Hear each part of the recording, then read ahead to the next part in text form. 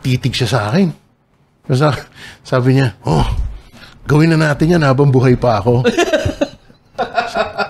Teka, seryoso kayo? Oh, gawin na natin yan habang buhay pa ako. Nakakatawa yung sinabi niya, habang buhay pa ako. Holy cow. Oh, he's now 83 years old. Oh my God. I had this idea. May script na to. I was writing it as a movie.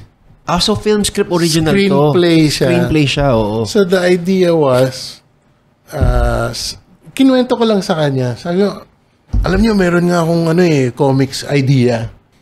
Inisip kong gawing comics kasi if I'm gonna look for investors for a movie, I need visual aids. That's right. So parang storyboard ang dating. Oo. So isip ko, teka muna. Kung gawin kayang comics ni Mang Alex to. So I just very casually mentioned it to him, expecting to be brushed off. Okay. So parang, nung kinuwento ko sa kanya, which is now the very first chapter in this story, ang Alandal, nakatitig siya sa akin.